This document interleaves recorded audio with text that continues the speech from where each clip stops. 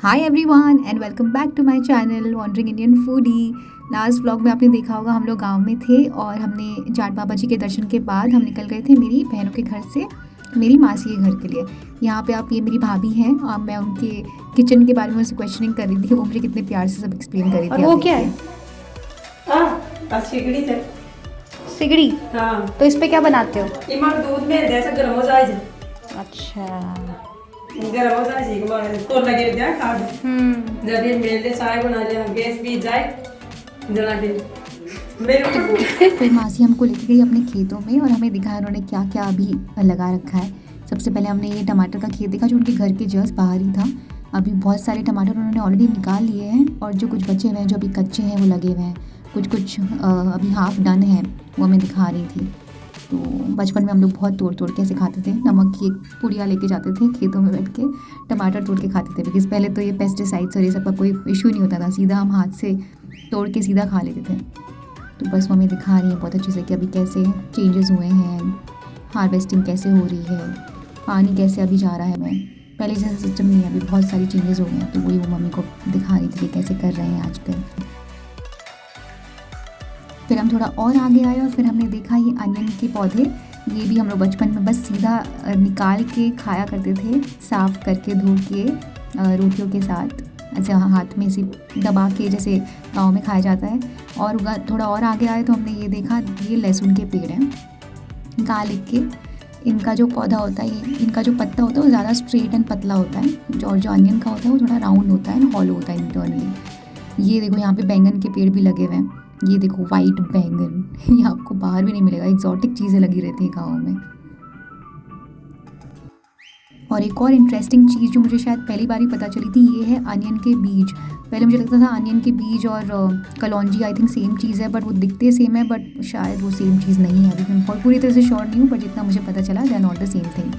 फिर हम आ गए लंच करने के लिए और क्योंकि मासी के घर पे उनके जमाई पहली बार आए थे तो उन्होंने कुछ अच्छा स्पेशल खाना, जो कि गाँव में चावल जब बनाए जाते हैं तो मेहमानों के लिए बनाए जाते हैं और वो स्पेशल खाना होता है, या तो फिर दाल बाटी चूरमा।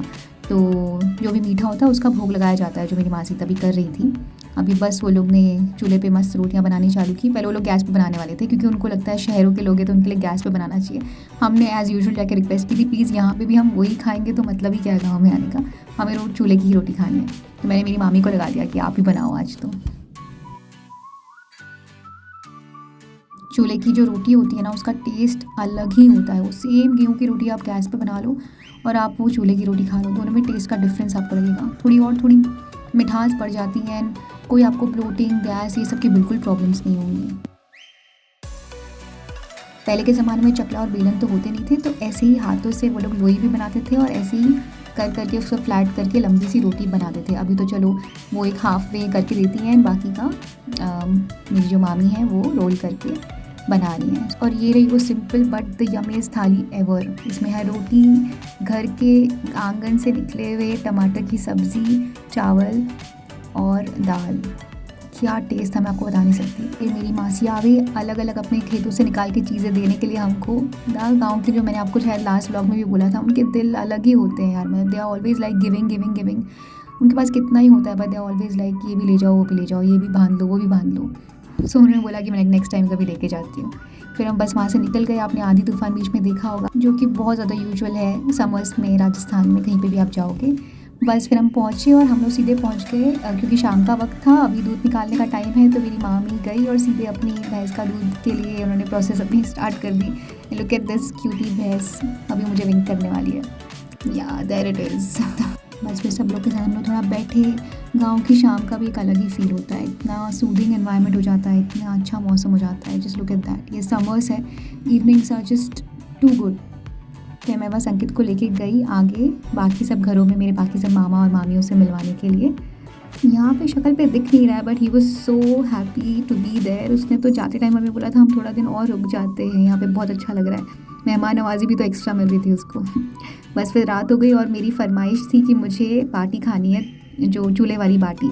इसका भी हम टेलिंग यू अलग ही टेस्ट। अगर आपको ज़िंदगी में कभी चांस मिले तो प्लीज़ ये वाला बाटी ट्राई करना, नॉट दैट वन जो ऊपर कुकर में बनता है या स्टीम करके बनता है। This is just out of the world. फिर थोड़ी और मेहमान नवाजी अंकित के लिए। जमाई साहब पहली बार आते हैं तो हमारे यहाँ गीत गाए जाते हैं।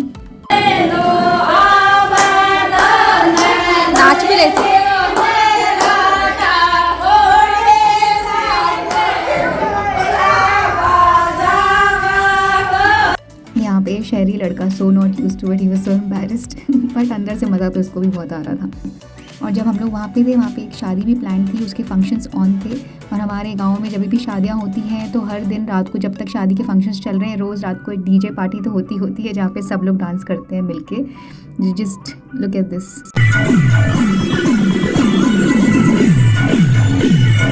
इसी के साथ हमारा ये शॉर्ट एंड स्वीट गांव का ट्रिप कंप्लीट हुआ।